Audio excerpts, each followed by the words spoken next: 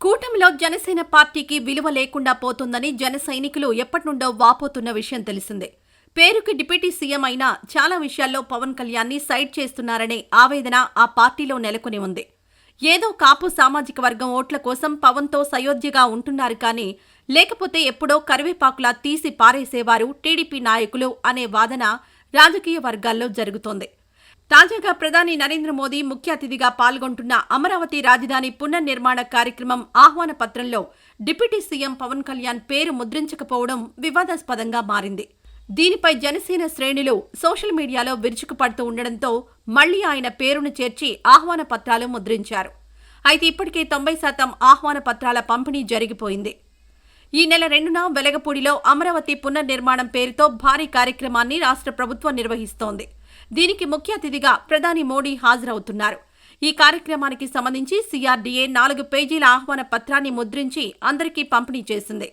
మొదటి పేజీ, చివరి పేజీలో అమరావతి డిజైన్లు, ప్రభుత్వ రాజముద్ర, 2వ పేజీలో ఇంగ్లీష్లో, 3వ పేజీలో తెలుగులో ఆహ్వాన పత్రాన్ని ముద్రించారు. అందులో ప్రధాని నరేంద్ర మోదీ, సీఎం చంద్రబాబు పేర్లు మాత్రమే ఉన్నాయి. ప్రోటోకాల్ ప్రకారం డిప్యూటీ సీఎం పవన్ కళ్యాణ్ పేరు కూడా ఉండాలి. కానీ ఆయన పేరుని అధికారులు ప్రింట్ చేయించలేదు. ఈ ఆహ్వాన పత్రికలను ఎంపీలు, ఎమ్మెల్యేలు, ఎమ్మెల్సీలు, వీఐపీలు, వీవీఐపీలు, ముఖ్యులు అందరికీ పంపించారు.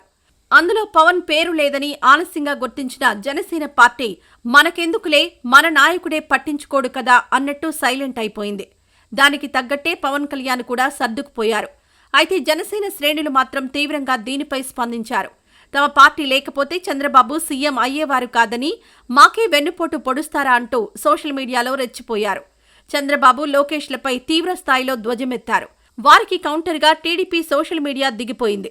దాంతో రెండు పార్టీల మధ్య ఆన్లైన్ యుద్ధం నెలకొంది. ఇదంతా చూస్తూ తొలుత ఏమీ తెలియనట్టు నటించిన టీడీపీ నేతలు ఇదేదో పెద్ద ఇష్యూ అయ్యేటట్టు ఉందే అనుకుని దిద్దుబాటు చర్యలు చేపట్టారు.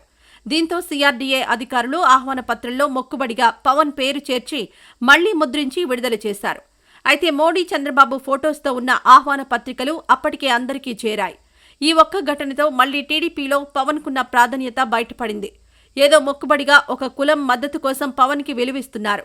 ఆ అవసరం లేదని తెలిసాక టీడీపీ నేతలు నిర్దాక్షిణ్యంగా పవన్ను వదిలించుకుంటారని జనసేన నాయకులు, కార్యకర్తలు గుసగుసలాడుకుంటున్నారు.